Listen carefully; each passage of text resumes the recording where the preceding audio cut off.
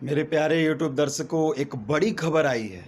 अभी अभी एक बड़ी खबर आई है और मैंने अभी अभी आपको बताना उचित समझा। एनटीपीसी का जैसा मैंने आपसे वादा किया था कि इसका एग्ज़ाम दिसंबर के अंतिम महीने में होगा, इस पे लगभग मोहर लग चुकी है। इस पे मोहर लग चुकी है। आपका एग्ज़ाम दिसंबर में होगा।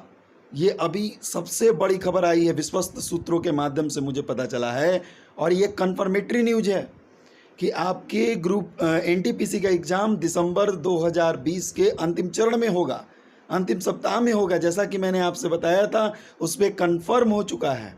आप लोग जो जो तैयारी कर रहे हैं, लग जाइए। परीक्षा का माह बहुत कम बचा हुआ है। अगस्त, सितंबर, अक्टूबर, नवंबर, दिसंबर, आपने जिस चीज़ के लिए लंबे अरसे से इंतज़ार किया था, वो समय निकट आ गया है। वो समय आ गया है। अब अपने तरकस से बाण को निकालिए।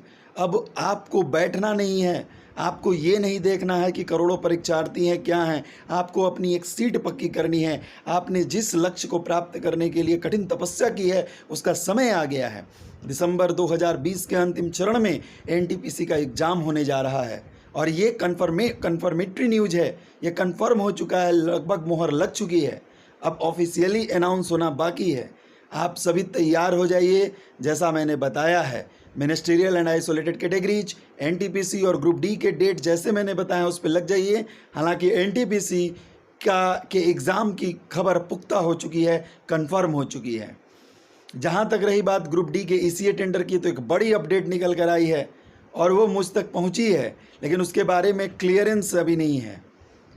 इसी टेंडर के बारे में जो मैंने आपको बताया था, उस पर बात चल रही है, उस पर अभी तक क्लियरेंस नहीं है। इसकी क्लियरेंस 2 दिनों तक मुझ तक पहुंच जाएगी। 2 दिनों तक ईसीए टेंडर को लेकर क्लियरेंस पहुंच जाएगी और मैं 5 अगस्त को मैं आपको बता दूंगा। 5 अगस्त को मैं स्ट्रेटजी पे भी बात करूंगा कि तैयारी कैसे करनी है।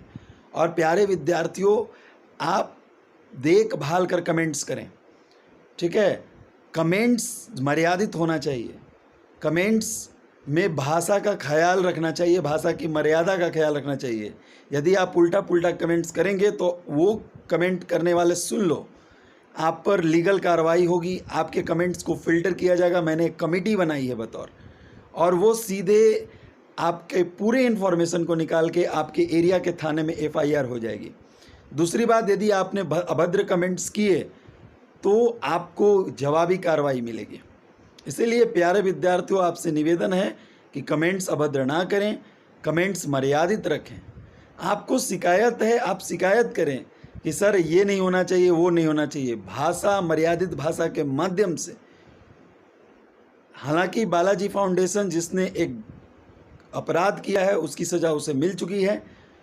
यूट्यूब पे उन्हें लीगली रिपोर्ट किया गया है और यूट्यूब से अभी कुछ देर पहले, जस्ट 5 से 10 मिनट पहले, एक एक्सेप्टेंस आ गया है जिसमें यूट्यूब ने स्वीकृति दी है कि 15 दिनों के अंदर उनके चैनल पे कार्रवाई होगी।